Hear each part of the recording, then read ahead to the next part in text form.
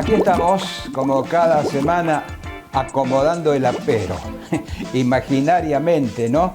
La misma imaginación tenemos que usted nos está esperando, por eso iniciamos otro viaje por el campo y arrancamos con la bienvenida, que es musical, y así suena la de hoy.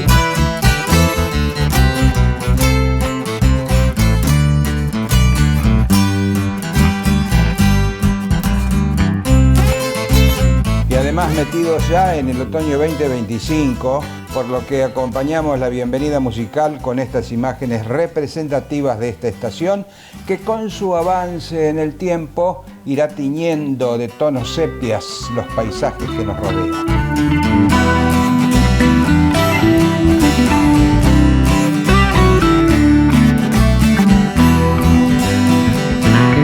Y en este viaje de principios de otoño, vamos a comenzar con un ciclo que hemos pensado para celebrar el camino hacia nuestros 28 años que se cumplen hacia mediados de mayo próximo. Y lo haremos en la parte final de este recorrido. Como temas centrales tenemos material producido por la sección Comunicaciones del INTA Marcos Juárez y vamos a comenzar ya con malezas resistentes. Interesante tema si lo hay. El ingeniero agrónomo Pablo Belluccini, en diálogo con Andrés del Pino, comienza enumerando las principales consultas que tuvieron sobre el tema. Las consultas en esta etapa del año son muchas y variadas, dependiendo, digamos, el destino a donde van los lotes. Una característica común que estamos viendo en la mayoría de los lotes de cosecha, sobre todo de maíz que están saliendo, es que salen muy emalezados. Estamos viendo que es una característica común en varios lotes de salir con mucha cantidad de malezas. Eso nos hace pensar en qué vamos a hacer para pagar esa cantidad de malezas que tenemos dando vuelta en los lotes. ¿Es posible pensar en controlar estas malezas perennes de primavera, verano, en esta parte del año? Claro, las malezas presentes en los lotes que están saliendo de cosecha, estamos viendo tanto el remanente de primavera-verano presente, que está terminando su ciclo, y estamos viendo también que se activó todo lo que es complejo de malezas de otoño-invierno, que de a poco ya también va empezando su ciclo. Dentro del remanente de primavera-verano tenemos muchas malezas perennes, como bien dijiste, y dentro de estas malezas perennes tenemos sorgo de Alepo, mucho, y presencia de comelina también, comelina erecta, que son malezas muy difíciles de controlar con herbicidas residuales. Frente a la pregunta de si es una buena etapa para poder controlar malezas perennes, nosotros decimos que sí, que esta es una buena etapa para poder hacer un buen control de estas malezas perennes con herbicidas, para que se vean afectadas las reservas de estas malezas, que son normalmente raíces o rizomas, y de esta manera lograr llegar al otoño-invierno con las reservas afectadas para que en la primavera puedan rebrotar con menos fuerzas o directamente no rebroten. De acuerdo a estas consultas, justamente, ¿cuáles fueron las que fundamentalmente se fueron dando como para tener una respuesta? Muchas de las consultas que nos hacen los técnicos y los productores es espero las heladas para poder controlar malezas, y bueno, les decimos que no, que depende primero el destino a donde van los lotes, porque muchos de ellos nos plantean hacer cultivos de verdeos ahora, pronto en el mes de marzo, o alfalfa también, que es necesario cortado del ciclo a todo el complejo de maleza que tenemos dando vuelta en los lotes, y de esta manera también nos da pie para decirles que el uso de herbicidas residuales para acompañar tanto a verdeos como a alfalfa es importante poder usarlos, pero no aplicarlos, digamos, ahora en esta etapa, porque no van a llegar directamente al suelo, van a quedar dando vuelta en todo el verde que hay en los lotes. Entonces, lo primero que sugerimos es apagar con herbicidas desecantes o con mezclas de herbicidas la cantidad de malezas que tenemos dando vuelta en el lote, y luego cuando aflojen estas malezas o se vayan secando, ahí recién pensar en el uso del herbicida residual para acompañar a la siembra de los verdeos, de la alfalfa o de la mezcla, digamos, de alfalfa con gramínea. Finalmente, tenemos todas las recomendaciones para esta época en la cual tenemos lo que se ve en este lote, un colchón de maleza realmente abundante. A la hora de sembrar el trigo, ¿qué es lo que tenemos que tener en cuenta con respecto a las malezas? A la hora de sembrar el trigo, está bueno también pensar en cortarle el ciclo a todo el remanente de malezas que tenemos dando vuelta en el lote, pero por ahí no apurarse, como decía anteriormente, con el tema de los residuales. O sea, el uso del residual para trigo, hacerlo más cerquita de la siembra del trigo, ¿no? Y mientras tanto, a la vez que voy controlando estas malezas verdes que hoy tengo en el lote, en un doble golpe o en una situación de doble golpe, en el segundo golpe, por ahí pensar en agregar algún herbicida residual que me permita llegar a la segunda quincena de mayo, primer quincena de junio, que es cuando se siembra el trigo acá en esta región. Y en esa etapa, recién ahí, poder agregar un herbicida residual para que me acompañe el cultivo de trigo, teniendo en cuenta también que hoy por hoy la comunidad de malezas que tenemos en el cultivo de trigo, y lo vamos a tratar en las jornadas de trigo también, ya es diferente. Hay malezas que se vienen sumando, distintas a las que teníamos normalmente, que estábamos acostumbrados, pero tenemos todo el complejo de crucíferas, que vemos que cada vez aumenta, digamos, más su presencia en los lotes, y todo el tema de raíz resistente que también se nos vienen sumando, y para eso hay que tener en cuenta mezcla de herbicidas residuales para poder controlar ese complejo de malezas diferente al que estábamos acostumbrados, ¿no? Profuso repaso de la problemática de malezas resistentes nos dejó el ingeniero Pablo Belluccini, de que rescatamos, como cerrando este informe, un par de conceptos. Es un buen momento esta parte del año para controlar malezas resistentes con herbicidas,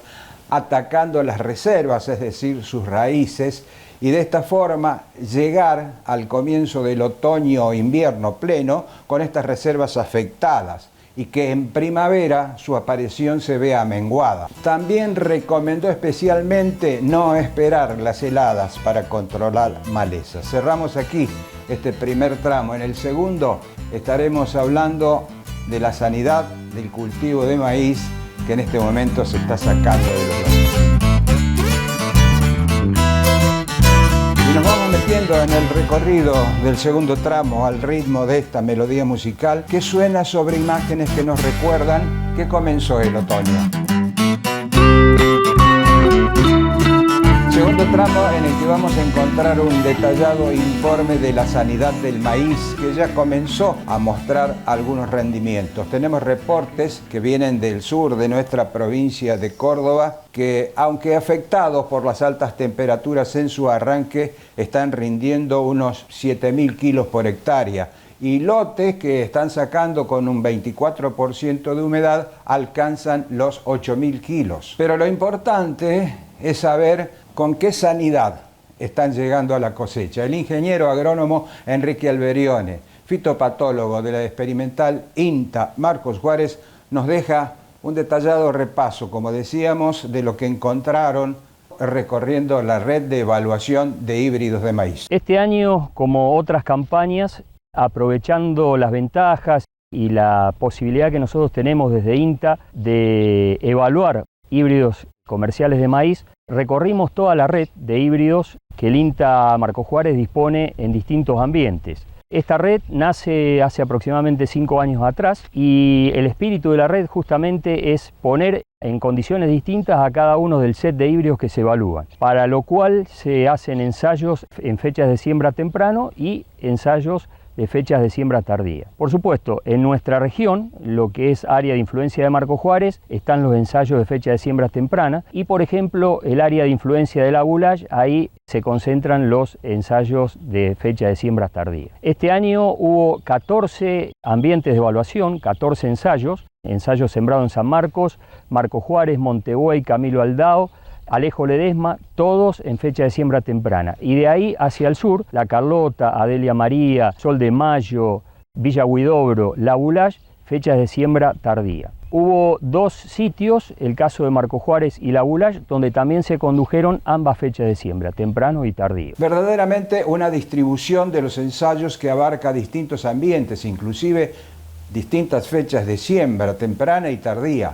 Ahora Alberione repasa y analiza específicamente los que vieron en esa recorrida por todos los ensayos. La recorrida dejó, como toda campaña lo deja, conocimiento sobre las enfermedades que están afectando actualmente al maíz. Fundamentalmente, presencia de enfermedades foliares. El caso de roya común del maíz, Puccinia sorgi, es una enfermedad que la vimos en alta prevalencia tanto en los ensayos de fecha de siembra temprana como en los ensayos de siembra tardía en todos los híbridos. Es decir, entre aproximadamente el 90 y el 100% de los materiales tuvieron presencia de roya común. Hay que aclarar que la severidad es muy baja, las incidencias son altas, es decir, vemos presencia de la enfermedad en todas las hojas, pero con severidades muy bajas en general. Otra de las enfermedades que afectan al maíz es el tizón foliar, Exeroilum turcico en el nombre científico. Esta enfermedad no la vimos tan expresada este año, sí por ejemplo en fechas de siembra tardía, que es donde encuentra mejor condición ambiental. Por ejemplo, en Sol de Mayo, ahí vimos prevalencias o incidencia de la enfermedad en orden del 40%.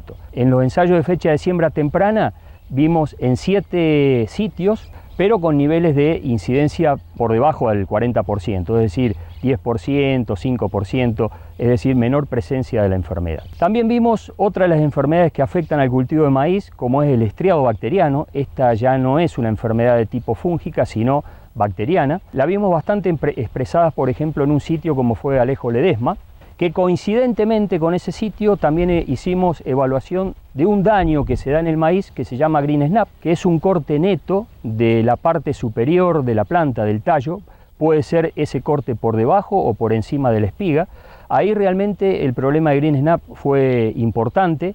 Hay diferencias entre híbridos y está siempre acompañado este problema de green snap con vientos, es decir, la planta tiene un crecimiento muy rápido, las paredes celulares de las células no se engrosan suficientemente y se fragiliza la caña y con golpes de viento tiende a volcarse. Vimos, por ejemplo, también este problema en Benjamín Gould, que es el ensayo que condujo la agencia de Canals, y también en el ensayo de San Marcos. Ahí también vimos bastante vuelco y bastante quiebre. Este es otro de los daños que estamos viendo. En estas últimas campañas se está acrecentando el problema de vuelco y el problema de quiebre, en gran medida asociado con presencia de patógenos en la caña. El Laboratorio de Patología de Marcos Juárez está atento a eso y de hecho estamos haciendo diagnóstico de esas enfermedades. Considero que es una problemática importante. El año pasado, por ejemplo, en Alejo Ledesma hubo mucho daño de vuelco y verdaderamente salió buena información del comportamiento que tuvieron allí los híbridos. En general, este es una síntesis de todo lo que dejó esta campaña en cuanto a lo sanitario. Verdaderamente lo aprovechamos porque además de todo lo que tiene que ver con el rinde de los materiales, ese rinde está explicado en gran medida por todas las patologías y por todos los daños que se van sucediendo campaña tras campaña. Gran presencia de roya común, mucha presencia pero poca severidad, dijo Alberione. También observó tizón foliar, más en fechas de siembra tardía. Y la pregunta del millón de esta campaña era sobre el complejo del achaparramiento, la chicharrita, que en la campaña pasada se llevó una importante cantidad de toneladas de los lotes. Por eso ahora, cerrando el informe, el ingeniero Alberione comenta precisamente lo que vieron en los ensayos sobre esta patología y hacia el final nos hace un comentario también sobre el mal de Río Cuarto. El complejo del achaparramiento, que fue problema el año pasado, verdaderamente en esta campaña lo encontramos de alguna manera ausente. Sí hay plantas sospechosas por enrojecimientos de hoja y amarillamientos, pero muy aisladas. Verdaderamente no podemos decir que se trató de presencia de la plaga. De hecho, andando en el interior de los híbridos, de los maíces, no vimos vuelo de la plaga, de Dálvulus maides, que es el agente vector. No obstante, hay reportes de trampas para esta plaga que hablan de que la población está, pero muy disminuida. Y es un dato interesante a tener en cuenta para esta campaña porque vamos a tener que considerar toda la cuestión ambiental, meteorológica. El año pasado, el 2024, tuvimos de alguna manera una ayuda de parte del ambiente que fueron las heladas que se dieron en el mes de julio, que eso realmente deprimió la población de Dálvulus maides. Pero a su vez también el año anterior tuvimos un invierno muy benigno en donde eso fue lo que facilitó el incremento poblacional. Así que tenemos que estar atentos a esto. La plaga está, pero en momentos disminuida poblacionalmente. Otra de las enfermedades que la red de INTA Marcos Juárez toma en cuenta es el mal de Río Cuarto. Para eso hay capacidades instaladas allá en Río Cuarto. Justamente la Agencia de Extensión de Río Cuarto se ocupa de esta problemática y actualmente se están haciendo recorridas para determinar la incidencia de la enfermedad. Mal de Río Cuarto, al igual que el achaparramiento, genera una malformación de la planta, una baja productividad de las espigas. Es una enfermedad a tener muy en cuenta y justamente en la zona endémica, ¿no es cierto?, que es toda la zona aledaña a Río Cuarto, toda esa zona que ahí es zona endémica. Y verdaderamente el monitoreo se hace campaña tras campaña, así que toda esa información también está disponible y seguramente va a ser motivo de publicación. Y hay que estar atentos a estas publicaciones porque contienen información muy importante para el productor y lo puede aprovechar para su manejo agronómico. Vamos a cerrar ahora este tramo con la primera parte de un informe sobre las barreras de protección, arbolados que están en el módulo de producción periurbana de la experimental INTA Marco Juárez, que coordina la ingeniera agrónoma Melissa de Fagot. Las estrategias que tenemos acá dentro del módulo productivo periurbano cumplen varias funciones. Dentro de un rediseño que se fue haciendo desde el 2010 en adelante, en el 2025 está cumpliendo con una ordenanza municipal, está implantadas barreras que van de norte a sur y de este a oeste. Esto va a cumplir también con el favorecimiento que tenga el impacto hacia la ciudad para disminuir la velocidad de los vientos, porque estamos hablando de lotes que son productivos. Estas especies, algunas fueron elegidas por cantidad y por qué era lo que había en el momento. Hay otras que fueron siendo reemplazadas para poder generar una biodiversidad y algún otro efecto que nos beneficie en este sistema ecosistémico que venimos realizando durante varios años, que son sistemas extensivos de cultivos estivales, invernales, también rotándose con pasturas y en algún momento con la presencia del animal. Entonces tienen una funcionalidad que podríamos decir que cumple con varios objetivos.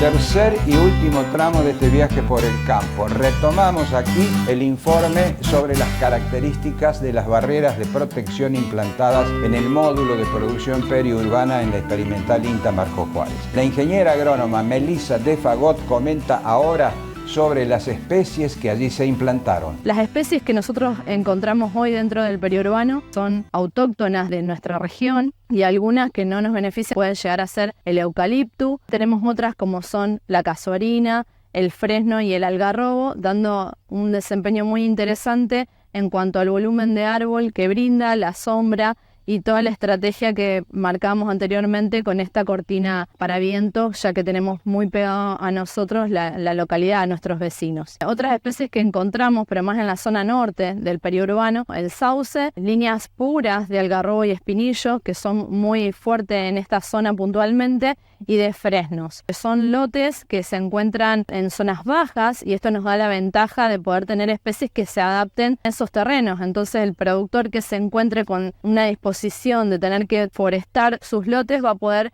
elegir las especies que se encuentran más adecuadas. Estamos hablando de hoy de 40 hectáreas productivas, dentro de las cuales 3,5 hectáreas se encuentran afectadas de alguna manera por esta forestación.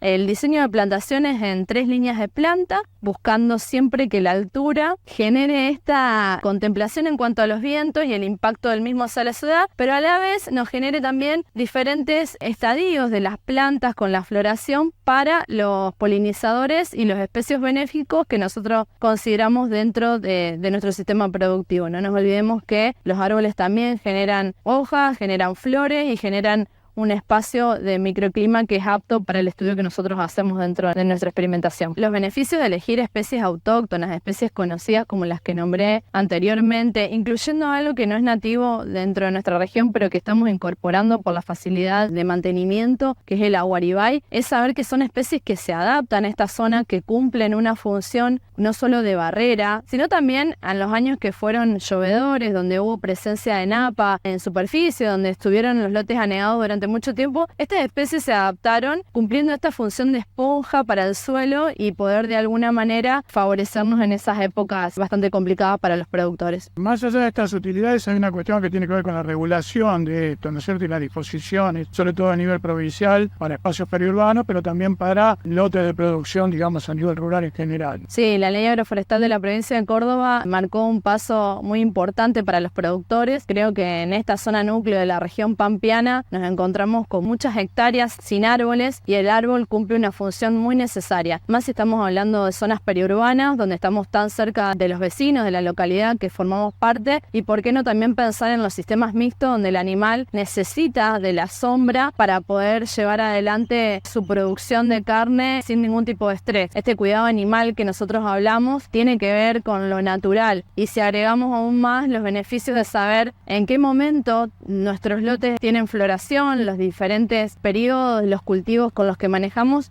los árboles que implantamos, con los beneficios que nos proveen cada uno de ellos, son un beneficio sumamente importante, y creo que la ley agroforestal busca eso, rediseñar nuestros lotes productivos beneficiando no solo al productor, sino a la comunidad en sí misma. Imaginémonos a alguien que ve esta nota y que está interesado en la cuestión del arbolado, pero del arbolado urbano. Este tipo de especies utilizadas pueden ser trasladados a la necesidad de una vereda, de un patio, de un espacio urbano propio. Es sumamente importante conocer cómo los municipios dentro de la provincia de Córdoba empezaron a tener un compromiso fuerte con el ordenamiento territorial. Y cuando hablamos de ordenamiento territorial, el árbol forma parte, porque cuando se empiezan a abrir barrios nuevos o calles, hay árboles que vienen ya implantados de hace muchísimo tiempo, hay otros que tienen que ser cambiados, y creo que conocer las especies, designar qué especie tiene que estar dentro de cada barrio en la localidad, cumple una función y es sumamente importante. Nosotros, si bien no contemplamos la especie puntual para la zona urbana, sí sabemos que el fresno, la famosa llamada pezuña de vaca y algunas otras especies están funcionando sumamente bien para estos espacios, generando sombra, no interviniendo ni en el peatón ni en la cañería de algún vecino en su casa, y esto es sumamente importante. Por eso también contar con profesionales que sepan sobre qué especies se tienen que implantar, más un municipio comprometido con este ordenamiento territorial, es sumamente importante para hacer las cosas como corresponde, ¿no? Completo informe también sobre características, utilidad y beneficio para el medio ambiente que ofrece una barrera forestal en el módulo de producción periurbana de la Estación Experimental Agropecuaria INTA Marco Juárez. Y ahora, como lo anunciábamos al comienzo de este viaje, hoy iniciamos un ciclo que pretendemos compartir desde ahora hasta fines de mayo, con el propósito de festejar de alguna forma la llegada a los 28 años. 28 temporadas de esto que llamamos Por el Campo, que nació allá por mayo de 1997 en nuestro canal regional, televisora regional Unimar, y casi inmediatamente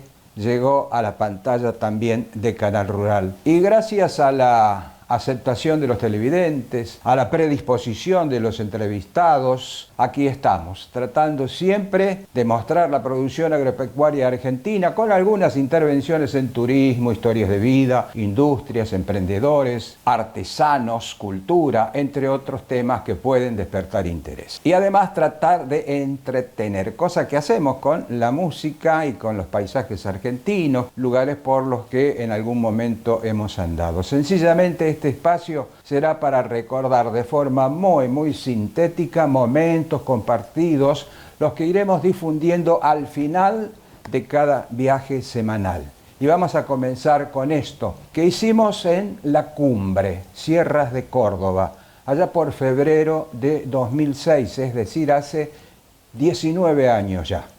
Lo compartimos. Marisa, en el mismo campo donde está toda la lavanda, en plena cosecha de esta temporada 2006, nos cuenta un poco del manejo y todo lo que llevan adelante con esta producción de lavanda en la zona de La Cumbre, en las sierras cordobesas. Esta empresa nace hace alrededor de 26 años, con mi marido, que recién estaba recibido. Quería iniciarse en lo que era algo de aromáticas. Fuimos al INTA de Castelar en Buenos Aires y ellos nos asesoraron mucho sobre qué plantas se podían poner en esta zona. Optamos por la lavanda. Tenemos 6 hectáreas.